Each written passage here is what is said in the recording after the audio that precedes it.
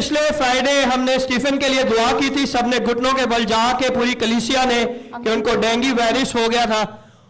और खुदावन का शुक्र अदा करते इस प्यारे भाई इशफाक ने उस प्रे रिक्वेस्ट को दिया और खुदावन ने उस बेटे स्टीफन को सारे वायरस से हमेशा के लिए निजात दे के कामिल तौर पर शिफा दी। जोरदार तालियां बजाइए यीशु के जलाल के लिए। किसने शिफा दी है? किसने शिफा दी है? जोरदार तालियां बजाइए यीशु के जलाल के लिए।